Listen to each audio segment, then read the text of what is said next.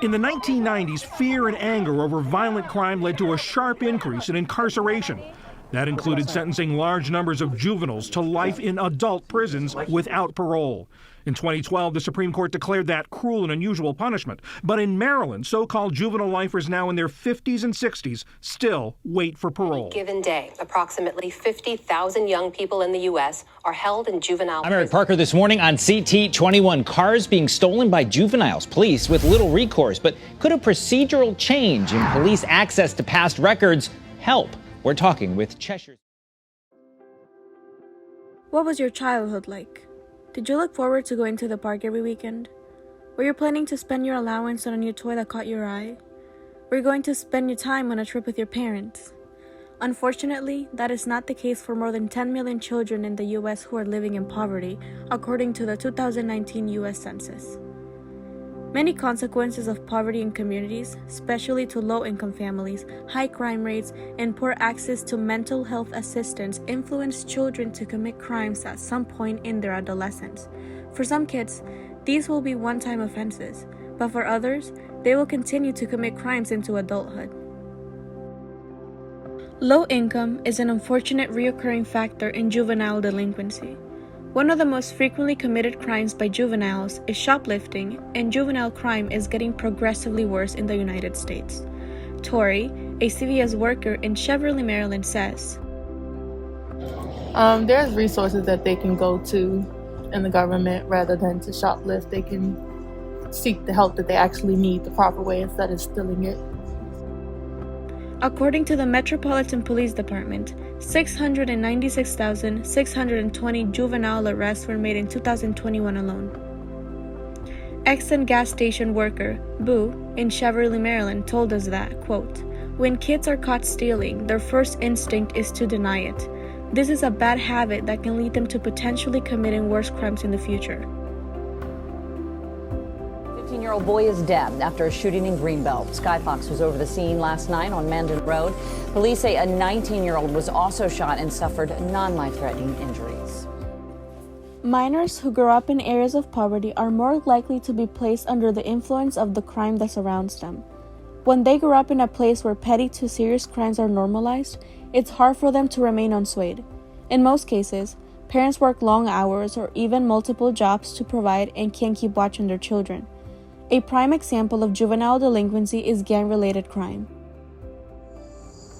Quiet Waters Park near Annapolis is known for its namesake, being quiet. But in the hot summer of 2017, the tranquility of this park was taken when officers discovered the body of 22-year-old Jose Hernandez Portillo in a shallow grave. Investigators later found out that members of the notorious MS-13 gang lured Hernandez Portillo to the park and killed him as a form of retaliation, stabbing him repeatedly before viciously beating him. 2 out of every 5 gang members are minors, and children as young as the age of 12 may join gangs for a number of reasons. Gangs offer children protection from the dangers of their neighborhood, money, and emotional security through the feeling of being needed. Many of these children fall prey to gangs because of how easily they can be influenced by older authority. However, this is all in exchange for committing violent acts and selling drugs at youth. Most gangs target children because the likelihood of them going to jail if caught is low, but that doesn't always guarantee they won't be. In fact, 47% of incarcerated teens are gang members.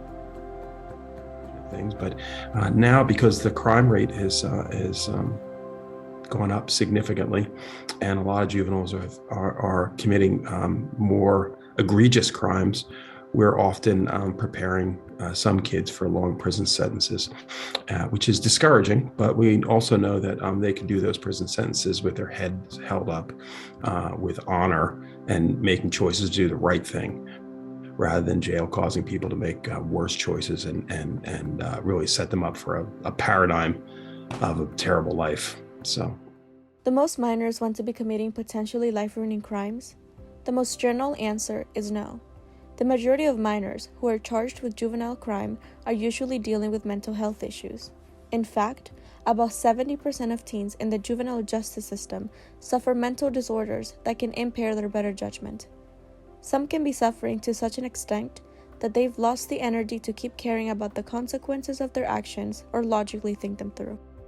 The kids who are at Bonaire are very complicated kids. Not only have they probably done something pretty serious, there's an incredibly high incidence of exposure to childhood trauma.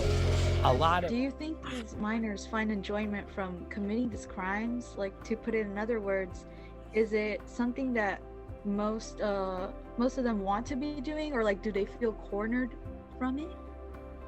Well, I mean, there's an extreme lack of hope. This is one of the things we discuss a lot.